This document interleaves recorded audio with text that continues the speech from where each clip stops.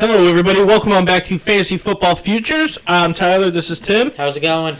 Today is Thursday, right before the game between the Washington football team and the New York Giants.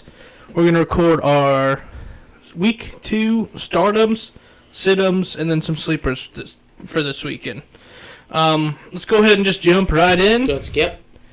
For news over the last 2 days, there really hasn't been a whole lot. No, but I think just the big thing I saw was Marcus Mariota on that one play that actually was pretty successful. Yeah. And never got back in, actually re-injured himself and looks like to be out. Is he out for the season or is he just out? Or did they No, he's out for a couple of weeks. And gotcha. It was, I think his quad. I'm pretty sure it was but it looked like a shoulder when he got hit. Yeah. But yeah, so it's quad injury. He's out. That was a little dynamic thing they're going to work with. The Ravers. The Raiders we're going to use. And then we also saw with Raheem Mostert being out, nothing with the 49ers, I had one more thing. Will Fuller's going to be, he missed practice today. And then I also saw Jacobs been injured as well. He didn't practice yesterday. But that was kind of like last week. But that was more sickness. This is more of a injury thing. He also sat out again today as well. Yep. So that's someone to keep an eye out for him, especially with that backfield. Mm-hmm. If you don't have Kenny Drake or he's still available in your league, go snag him up real quick just in case. Jacobs isn't a no-go.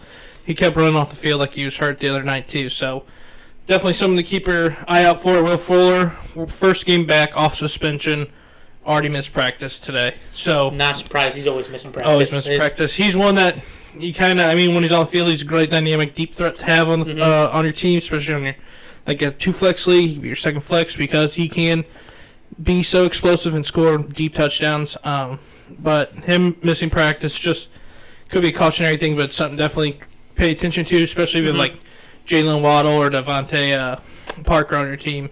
And then for the Jets fans out there, Jamison Crowder just got reactivated from the COVID list, so that could impact Corey Davis. Just another target for Zach Wilson. So Wilson throw too. I think their offense will improve a little bit with him coming back, but I don't think it'll take a whole lot away from Corey Davis. And then the last thing we have here is the Ravens came out and said that the reason Tyson Williams, or is it Johnson? It's Williams. It's Williams, yeah. Didn't get as much load in the second half. It's because the Ravens believe that running backs are a thing of the past. So they're going to a full room of running backs. Yeah, they just signed Freeman off that practice squad. Yep. So it's Freeman, Murray, and Bell. And Bell, yep. And then Tyson Williams. But to me, I thought Tyson Williams looked great. So I can see happening is Tyson Williams gets the ball or gets the carries more than all of them. But when you get down to the goal line, you might see Murray or someone else. It's always going to depend on the situation, keep everyone's legs fresh. But at least for this next game, I can see Tyson Williams getting the start. Yep. And he's playing against the Raiders, so it might be... It's kind of a sketchy pick, but I still like him over other running backs. They're not playing the Raiders. The Ravens?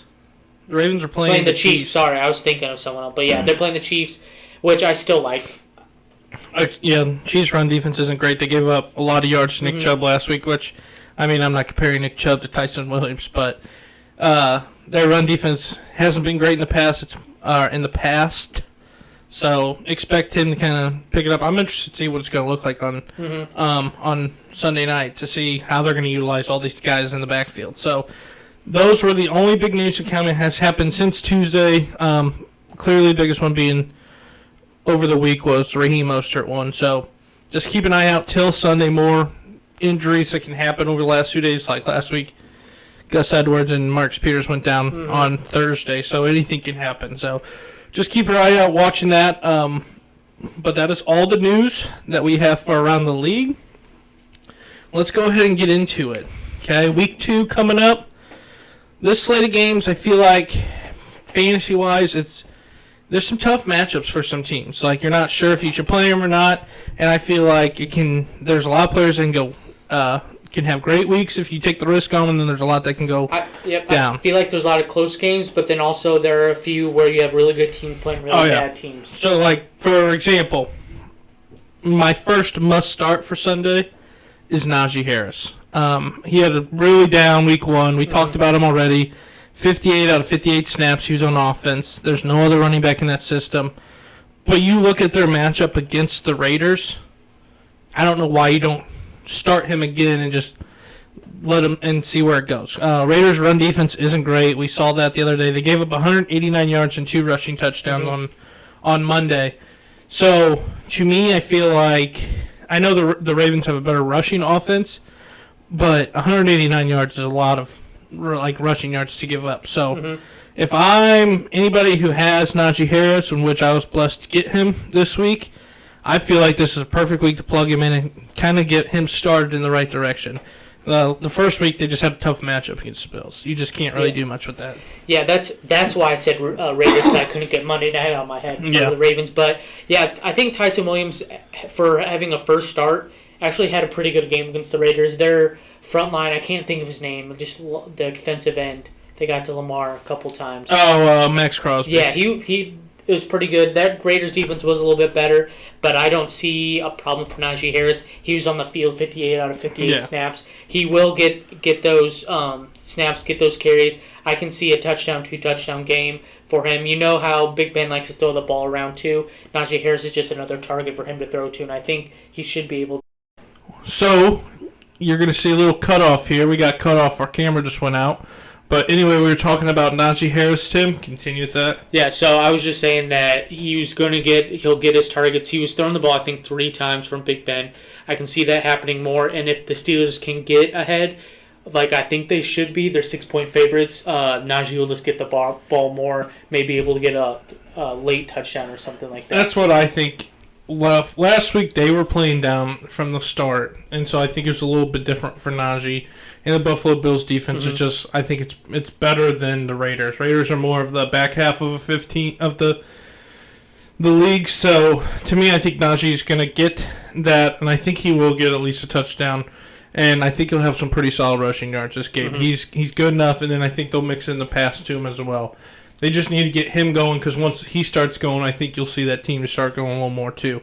So that's my first must start. Who's your first must start? So my first must start is going to be a quarterback, and I'm going with Tom Brady. We saw Tom Brady light it up last Thursday against not a very good defense in the Cowboys. Had a lot of, I think he had 4 touchdowns, had 2 interceptions, but both of them were not his fault. One was a Hail Mary at the end, and one went right through Fournette's hands. So it should have been 4 touchdown, 0 interception game, not his fault. But then he's also playing against the Falcons this week, which it's hard to do, but they're worse than the Cowboys on defense. They really let the Eagles just do everything to him. Jalen Hurts looked like an MVP against them. I can see Tom Brady doing the exact same thing. It's a better team, has better weapons, so I just think that's a must-start. A must-start at QB. I have Tom Brady, and sometimes I like to look at different matchups, but Tom Brady is the matchup this week for me. And it's a good start, don't get me wrong, but the only thing that I'm going to counter-argue with is the fact that Atlanta's rushing defense is not great, and they're not going to put up the points like the Cowboys did. So I'm afraid you might not see these overwhelming touchdown numbers that Tom Brady did, passing numbers and everything that he had this past week, because they were playing the Cowboys offense who could keep up a little bit. Yeah. To me, I just don't see Atlanta being able to do that, especially with the Buccaneers defense that they have right now. So I don't know. To me, he's going to be a solid start, but a must start for me, as I'd kind of wave off just a little bit with him. But, I mean, he's fully capable of throwing 3 long touchdowns to Antonio Brown going. Just because of the playmakers he has, you're going to start him because it's the Falcons. But, yeah, that's just the only thing that worries me is if the Buccaneers run game gets going, if it takes away for some Tom Brady's attempts. Yeah, I don't expect it to be 50 passes like it was last Thursday, almost throw for 400 yards. But I still think the Buccaneers are a pass-happy team, and even if they get ahead by a lot, I can see them waiting until the fourth quarter to finally start running the ball. So I can still see a 35 to 40 passes by him, and I can see him doing 3-4 touchdowns again. Okay. But I do understand why it wouldn't be a must-start, is because how of a difference the Buccaneers are from the Falcons. Oh, yeah, 100%. So, I mean, it's either way. You're definitely going to play him if you have him because you know what he has on the outside. So, It's just kind of what you prefer. Like, if you have a Jalen Hurts or someone else on your bench, like Tannehill or something behind him, I'd probably play them first. Really? But see, I take Tom Brady over any of those. I mean, Tom Brady, he performed well. You can't really say no to that. So, who's your second must start then? So my second must start is going to be. So he was actually one of my players to avoid last week, but I'm going Chris Carson. Penny was actually injured this past week and will be out for a couple of weeks. And then also the Seahawks are playing against the Titans. I think the Cardinals really showed what they can do against that Titans defense. And I think that this is going to be a week for Chris Carson to shine. He has Alex Collins coming off behind him, coming off the practice squad. I don't see Alex Collins getting in the game unless Chris Carson does get hurt. Carson had 16 carries and 91 yards last week, along with 3 receptions and 26 yards. Yeah, I think that goes up even more. So I think it's a must start for Chris Carson this week against that bad Titans defense. Yeah, and I like Chris Carson. He looked good against the Colts defense, and Titans defense, like you said, they looked terrible against Arizona. So I can see why you're gonna he's a plug and play. He's a must start. There's really nobody else behind him. This offense looks great and pretty explosive. So yeah, they're gonna be.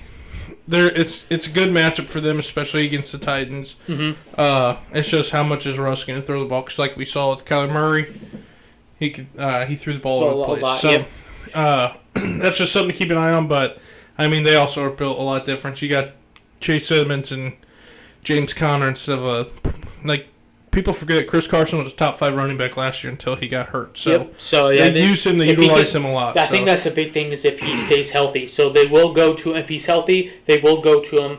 They're playing he did put 91 yards up on 16 carries against the Colts. He could do that easily or even more against the Titans. Yeah, and that's what. So it's going to be a good matchup for him, especially this week with them. So that's a solid number 2 must start with Chris Carson. For me, I'm gonna go with tight end here, and that's to Kyle Pitts with the Atlanta Falcons. So I'm taking 2 rookies back to back here. They both had kind of slow starts to the year, but I think Kyle Pitts has potential to be rookie of the year. And with the Tampa Bay defense, their run defense is phenomenal. Devin White flies all over the field. Levante Davis you just can't stop those two. Stopping the run, but their pass defense isn't great. Last week, the Cowboys completed 9 passes to their tight end. So that just shows me that tight end, they blitz a lot. You leave a lot of mismatches with people against the tight end. I think Kyle Pitts is athletic enough, and they're going to maybe try to utilize him a little more this week. So I think he's going to be a must start. They might get a touchdown, but I don't know. I could see them getting shut out, but I think he's going to get a lot of targets, and he's going to see a lot of yardage rack up for him this week, especially knowing that the Cowboys had 9 catches out of their tight ends last year, who are last week, which is their weak spot. And Atlanta's going to have to throw the ball to keep up or try to win a game or keep it in the game. That's the thing. He had the same amount of targets as Calvin Ridley did last week, and so I don't see that stopping. I can see him getting the targets like T.J. Hawkinson does. Yeah. We see him for the Lions because there's not much else to throw to. So if the Bucks their passing defense isn't the best, so if they can kind of focus on Calvin Ridley, I think Kyle Pitts will be more open than you think, and I think that'd be something they go to. And like you said, the Bucks taking a big lead, Falcons need to catch up, need to throw the ball more. So I think that's garbage time points. Yep, that's all you need. Love it in fantasy. Okay, so that's my number 2. I'll move to my number 3, which is what I had last week. And again, it's Deontay Johnson with the Steelers. And that's solely because this is Big Ben's favorite target on the team. They're playing a bad Raiders defense.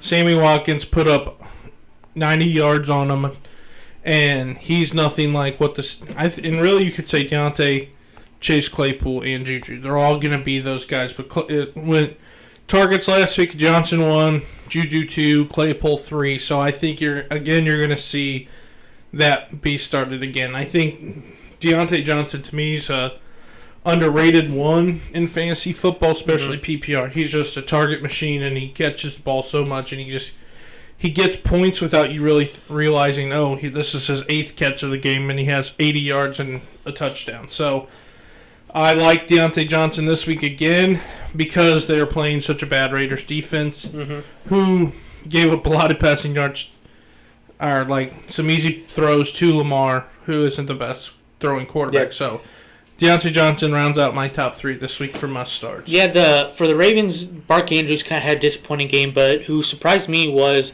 like Sammy Watkins and Marquise Brown actually had pretty decent games. Yeah, for and fantasy. I'm not high on Marquise Brown, but I'm not either. Looked 10 times better than what he had last year. So, Yep. So I really like that one. I do believe Deontay Johnson comes back. We've both been high on him. He always gets his targets. We'll always get those catches, especially in PPR league. That's a very good must start. And I even if it's a good defense, I would never sit Deontay Johnson. I think you're playing Deontay Johnson every week, no matter what. Unless you're in like a standard league, then maybe not. But PPR, half PPR, he should be inserted in the lineup every time. Yep. So my third one is going to be, actually I'm switching it up. I had someone else, but I kind of like this one better. I'm actually going with your must start is going to be Allen Robinson with the bounce back week. He had a not a very good week against the Rams. He had 6 receptions, but only 35 receiving yards. So couldn't do much with that. I think the Bears try to focus more on getting him the ball. Playing against the Bengals defense, who actually looked decent against the Vikings, but definitely had holes when Thielen had 2 touchdowns, kind of gave it up at the end. So I think this game is going to be pretty interesting, and I think Allen Robinson has a bounce back week. He's projected almost 18 points. Yeah. I can see him going above that, getting around maybe 8-9 catches and getting a touchdown. To me, Allen Robinson's a much start each week. He's their only option. And he's going to take what he can get because Nagy is just the worst play caller in all of land and the worst coach I've ever seen besides Adam Gase. So it's just kind of what him to me is he's their best option. If you want to win the game, if you're Chicago, he has to have 8 catches, 10 catches. He has to have 1 touchdown. He has to have a lot of receiving yards. Like the only way you're going to move that ball is if you go through him. Yep. I know last week it's a tough matchup. He was against Jalen Ramsey. So Rams defense, Rams team, they all just look good. That's a lot better defense. So I think they should find. Hopefully, they had a good practice this week. Kind of go over that he needs to get the ball more and kind of do a little bit more. And hopefully, Andy Dalton can get him downfield a little bit more. Yep, I agree. Okay, so my top 3 must starts were Najee Harris against the Raiders, Kyle Pitts against the Bucks, and then Deontay Johnson against the Raiders as well. Yep. So 2 Steelers for me this week. I had Tom Brady against the Falcons. I had Allen Robinson against the Bengals, and then I had Chris Carson against the. Hold on, you just left Chris Carson against the Titans. Yep, sorry. There you go. Okay, so let's go ahead and then move on into some of the fades that we have this week. To me, I feel like this one was tough because you can see it going both ways, but I think I found 3 guys that, to me, are going to struggle this week just because of the matchups. And that first one, the first guy that I have for me is going to be James Robinson with the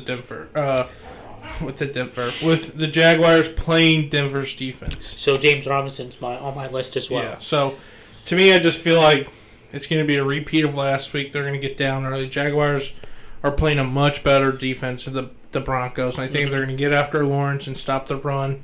It's just a tough matchup for James Robinson here. I just don't see him being able to produce highly. I don't see the Jaguars doing well because they're going to Denver. So, yeah, the Denver defense did pretty well against the Giants' run. On top of that, James Robinson only had 5 carries for 25 yards, had 3 receptions. And to me, that's all.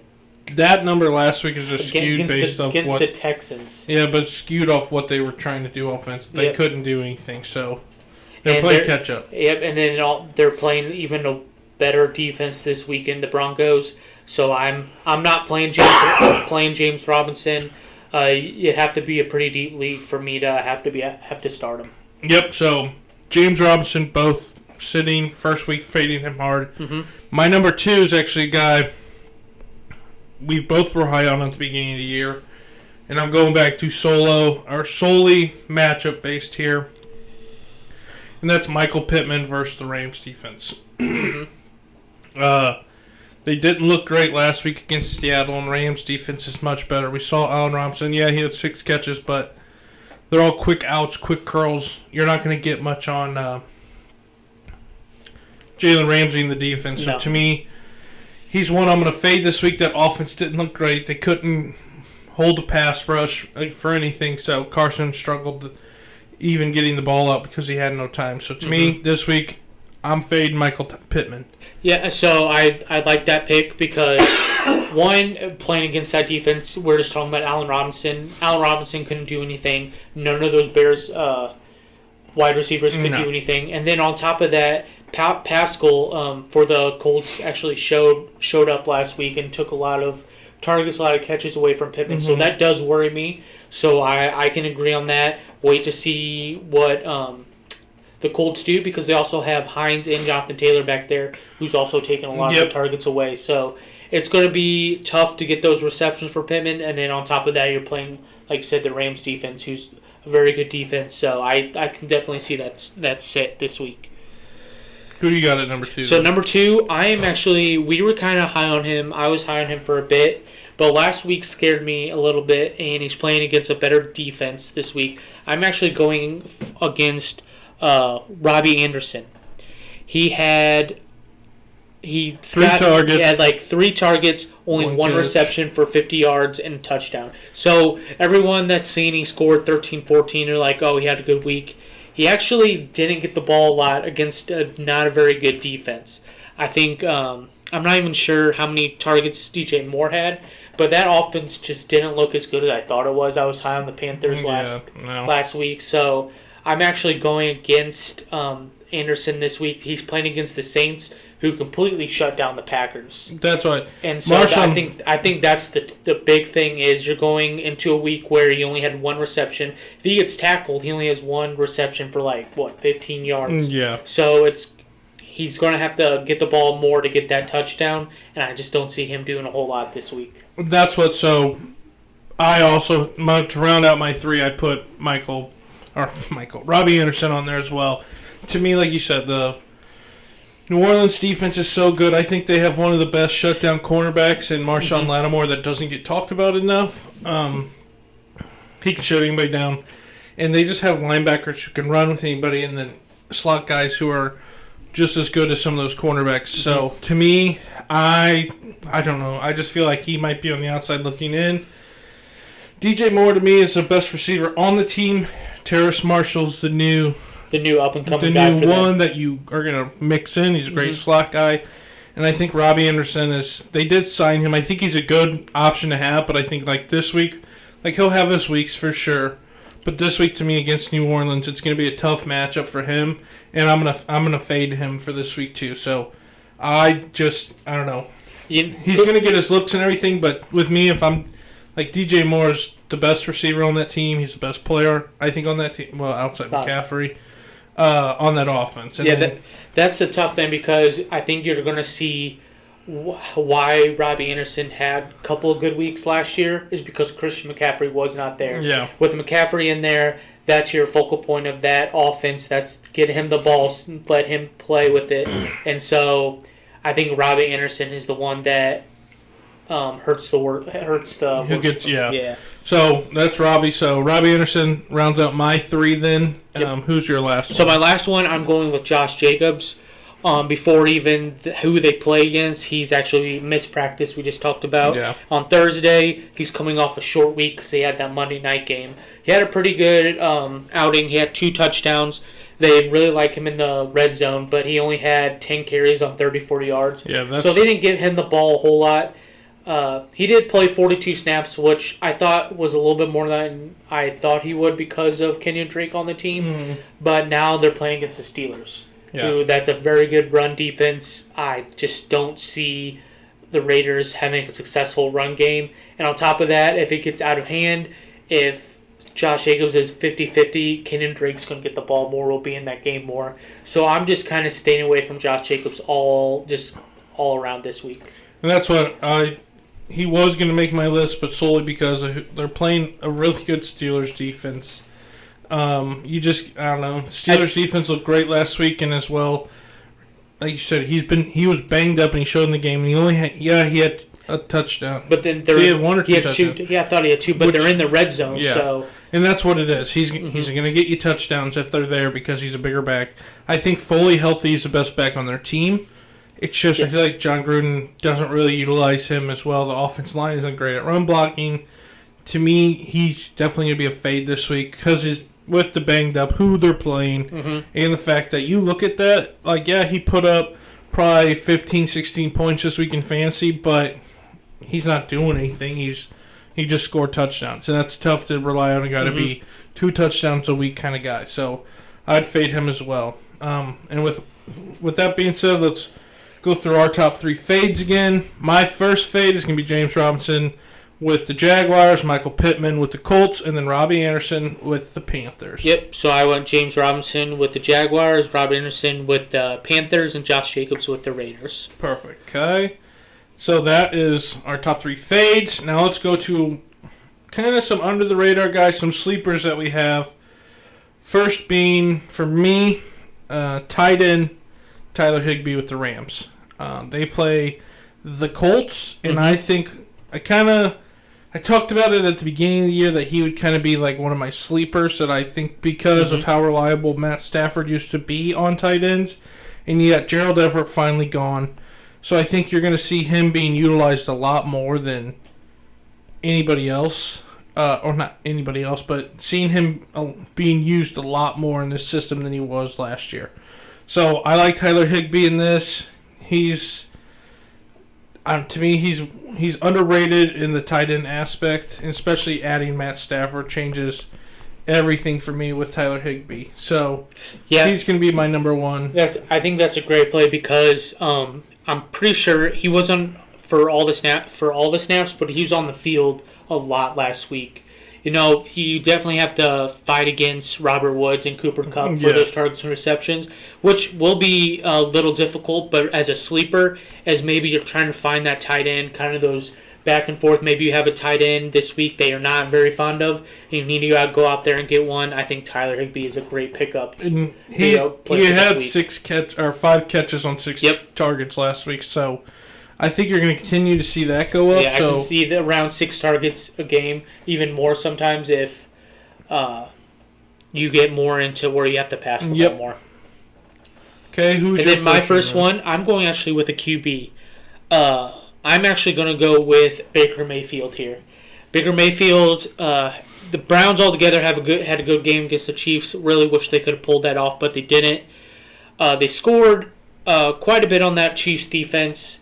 But the thing is, they ran the ball in every single one of the touchdowns. Browns are a run the ball first, and that's just who they are, and I think that's what they need to do. The thing is, what's kind of interesting to me is, one, they're playing against the Texans defense, and I think the Jaguars made them look a little bit better than they actually are.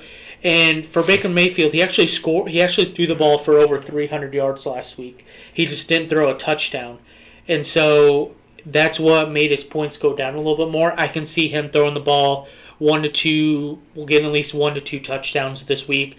They're definitely not going to throw the ball as much because that's just they're playing against the Texans. I can see them blowing them out.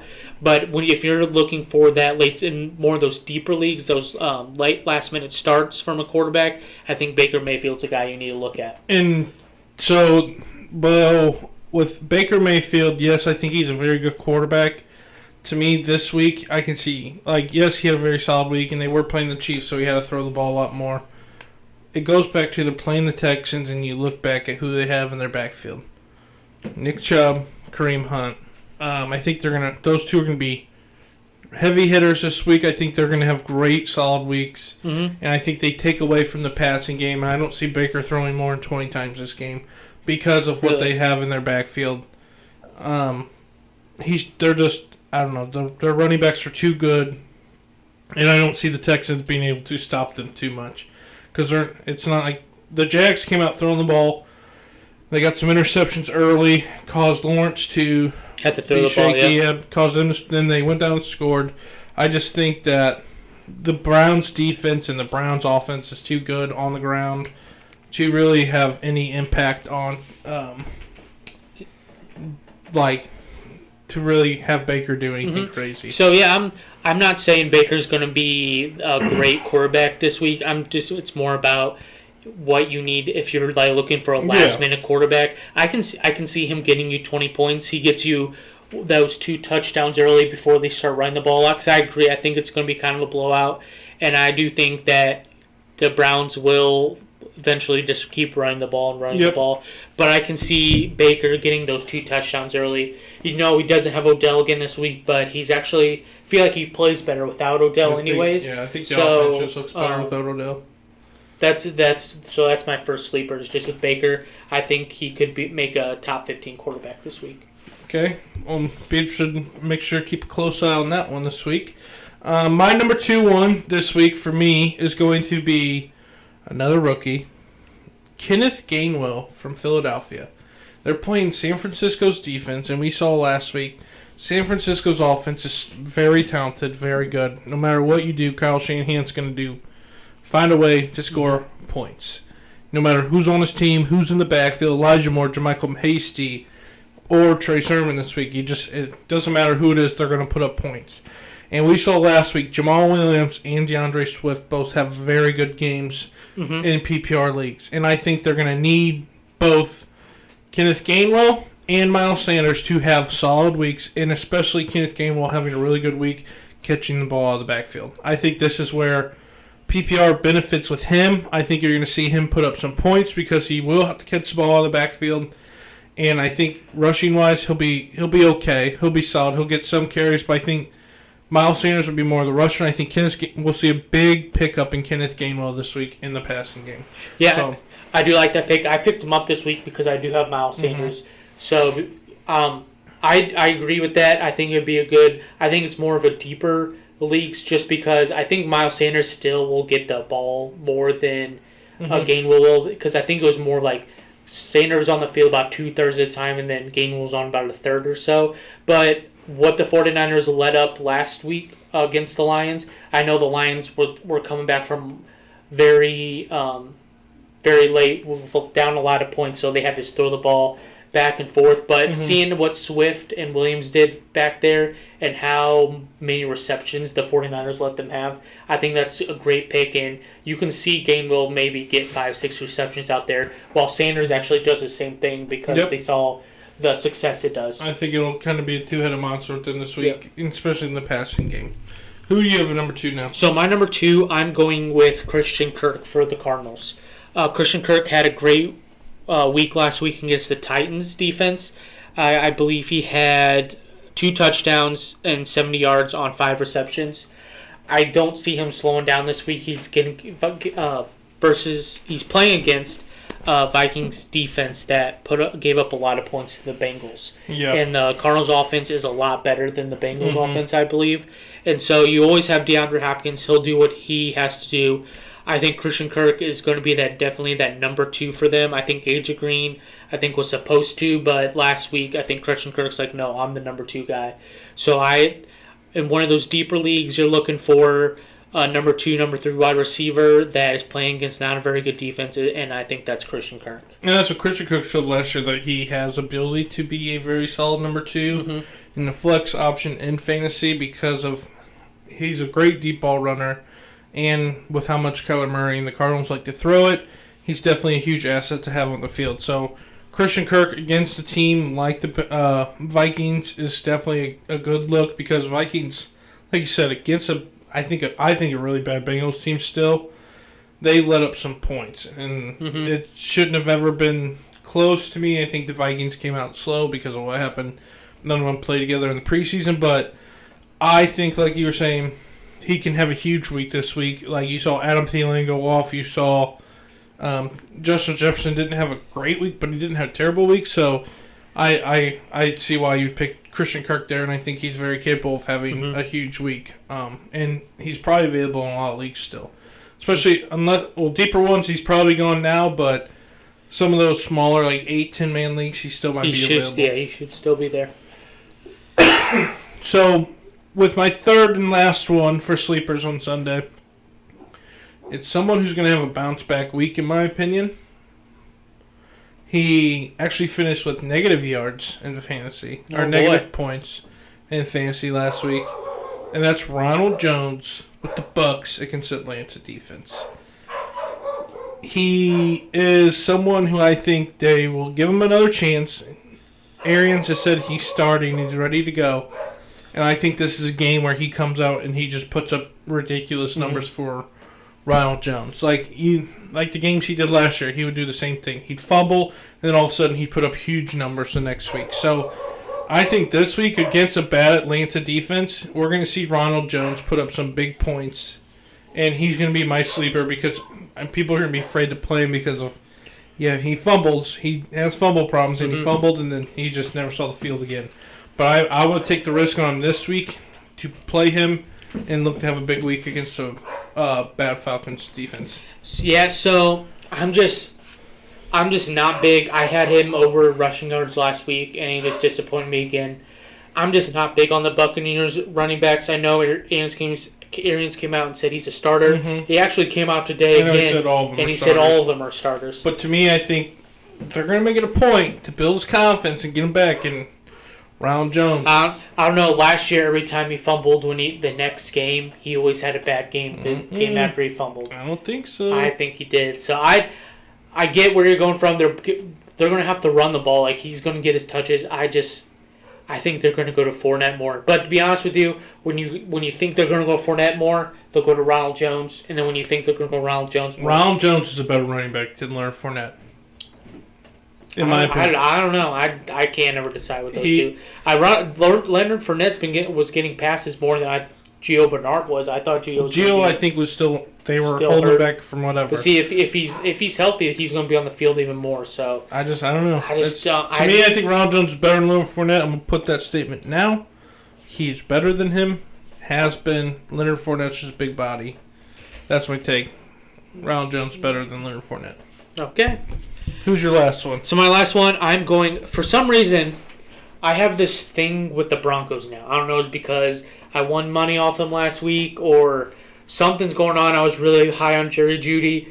So with Jerry Jeudy being out, the next guy's up, and my last one is Tim Patrick for the Broncos. They're playing against the Jacksonville defense, who gave up a lot of points to the Texans last week. Denver looked good.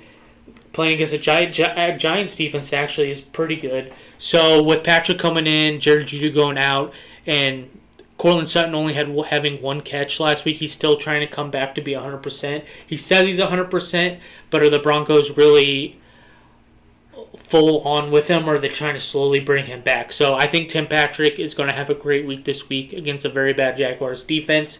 I think Teddy Bridgewater will give him the ball, even with Jerry Jeudy out, or in, I mean. He had 4 targets already, and they just started running the ball a lot because they're beating the Giants by a lot. So I can see Tim Patrick being... You probably just picked him off your waiver wire this week.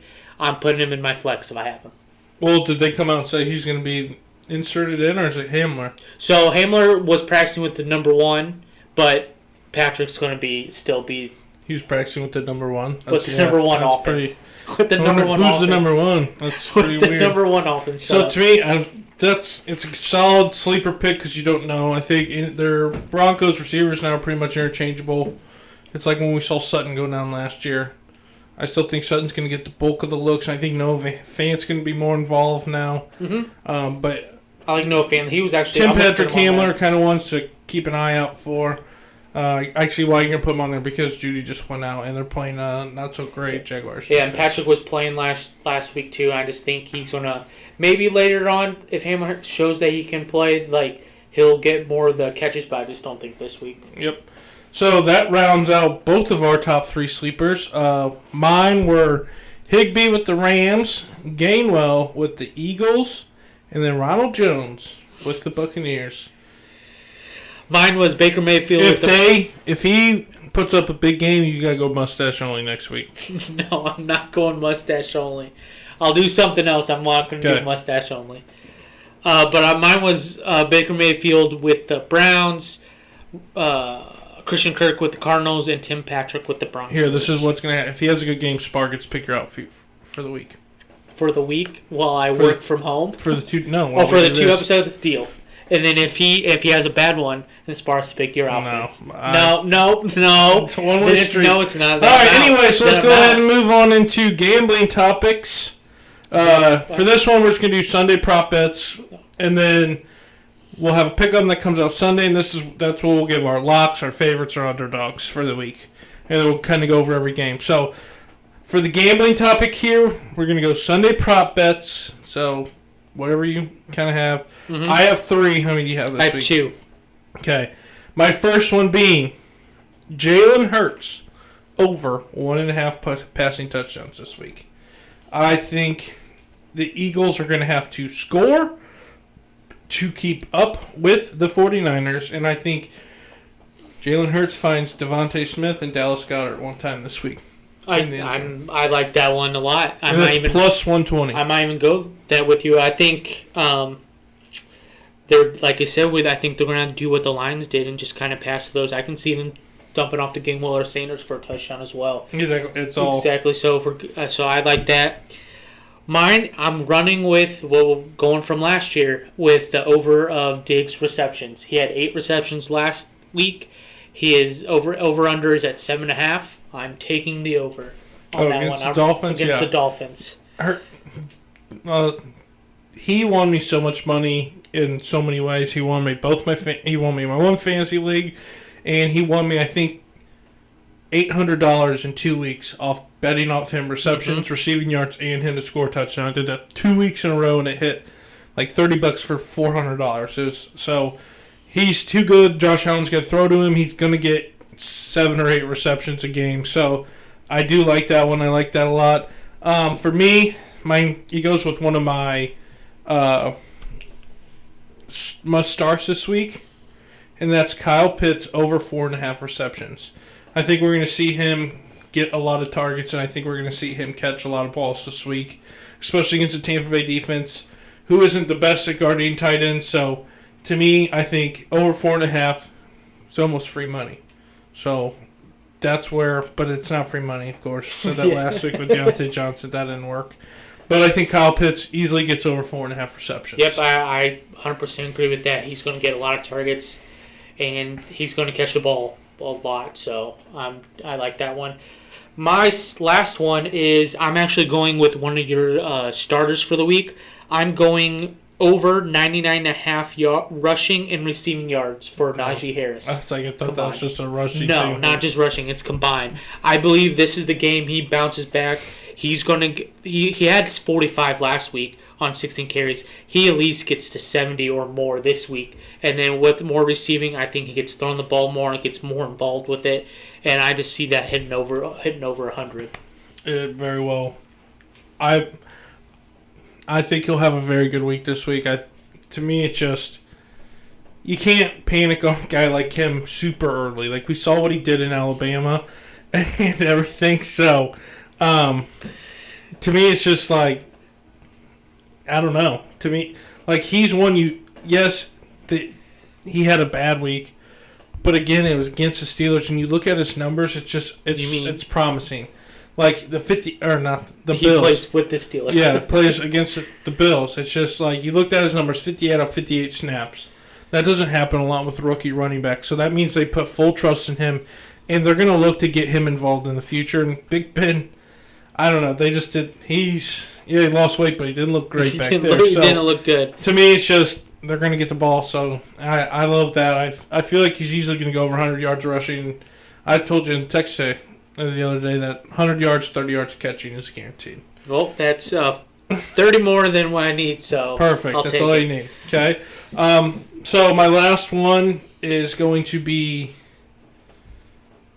I thought this was kind of. I get why it's not as high, but Darren Waller over 6.5 catches. I feel like that's almost. It's against the Steelers' defense, yes, but they threw the ball to him. It doesn't 20 matter. Times the other day. It doesn't matter who's covering him. No. Like Derek Carr will give him the ball. Like could be a bad throw, but when you give him the ball so many times, he's going to catch at least 7 of them. That's what I mean. If you throw like they threw the ball 20 times to him the other night, and like the Ravens aren't a bad defense, and he's managed to have 11 catches. He had 10 catches on 19 targets, and it was just because there were such bad throws. But I think Waller dropped 2 of them. And the rest was on Derek Carr. Yeah, so to me, I feel like Derek Carr was 6.5 Darren Waller over 6.5 receptions is a good prop bet to take this week. It was minus 118, so I mean the odds aren't terrible on it either. Nope. So I'm definitely gonna throw some money at that. So that's gonna round out our Sunday prop bets. I'm gonna go over again. I have Jalen Hurts with the Eagles over 1.5 passing touchdowns. That's at plus 120. Kyle Pitts with over 4.5 receptions, and Darren Waller over 6.5 receptions. I got Stephon Diggs over 7.5 receptions, and I have Najee Harris over 9.5 receiving and rushing yards combined. So let's hope all these hit this weekend. Let's hope you had a good weekend last week. Let's hope mine gets better than last week. Yep. Download that Action Network app. Yep. Go follow us. Just Fantasy Football Futures. It's called Action Network or just Action? And I thought it's. Mine just says Action. Just say Action, but if you type in Action Network, it'll be found that way. Little green circle. Yep. Give us a follow. Maybe you can start putting your bets in too. We'll give you a follow back, and we'll see who has a better week. Track. You can see how much units were up or down throughout the week. Tim puts a little hashtag by it so you know who took what. Did it. Yep. So go check that out to keep track of what we bet each week. And then that is going to be it for our Sunday fades for week 2, Sunday starts for week 2, and sleepers. Big week, excited for week 2. I feel like this week you kind of see a lot more in fantasy. Who's going to be kind of the real deal, and who's you're going to be you can start panicking a little bit about certain people. Start to see if in week 1 was it real or was it just a down week? Bad week coming off preseason, not playing. Preseason they don't play it all together. So to me, it's going to be a very interesting week. I think you find out a lot, but that is all our starts, fades, and sleepers, and then our Sunday prop bets. Check us out on Sunday morning. We'll be releasing a pick'em show.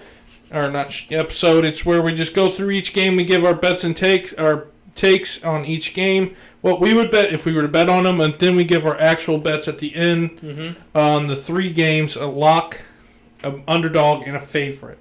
So go check that out. Sunday morning gets released really early on all platforms. So it'd be great to go watch that. But we appreciate all the support. If you haven't already, check us out on Facebook, Twitter, Instagram, TikTok. Action, all of it. And then if you're watching on YouTube or if you're listening on Spotify and you want to see video or Apple Podcasts, go check us out on YouTube. Go hit that subscribe button. We're on our way to 1,000. Only 980 to go, Tim. So we appreciate all the support, and thanks, everybody.